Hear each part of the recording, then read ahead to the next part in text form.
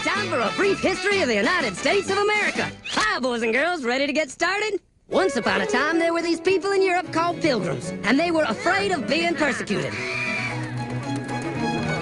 So they all got in a boat and sailed to the New World where they wouldn't have to be scared ever again. Oh, I'm so relaxed. I feel so much safer. But as soon as they arrived, they were greeted by savages, and they got scared all over again.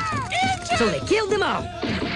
Now, you'd think wiping out a race of people would calm them down, but no. Instead, they started getting frightened of each other. Witch! So they burned witches. In 1775, they started killing the British so they could be free. And it worked, but they still didn't feel safe. So they passed a Second Amendment which said every white man could keep his gun. I loves my gun. Loves my gun. Which brings us to the genius idea of slavery. You see, boys and girls, the white people back then were also afraid of doing any work. So they went to Africa, kidnapped thousands of black people, brought them back to America, and forced them to work very hard for no money. And I don't mean no money like I work at Walmart and make no money. I mean $0. Nothing. Not a zip. Doing it that way made the USA the richest country in the world.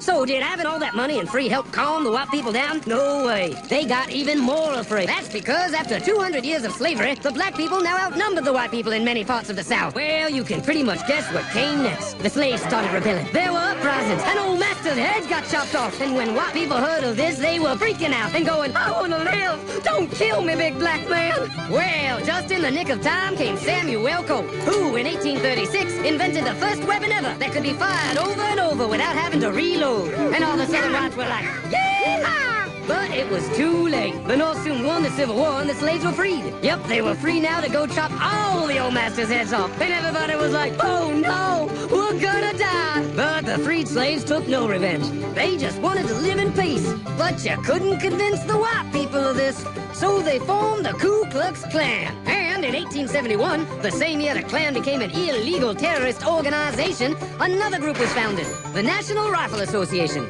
Soon politicians passed one of the first gun laws, making it illegal for any black person to own one.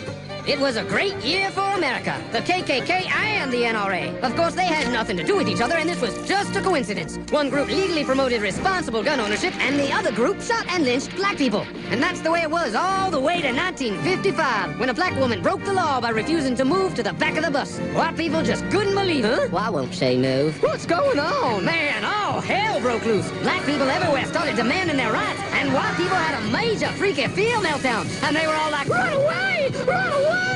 And they did. They all ran fleeing to the suburbs where it was all white and safe and clean. And they went out and bought 250 million guns and put locks on the doors, alarms in the houses, and gates around the neighborhoods. And finally, they were all safe and secure and snug as a bug.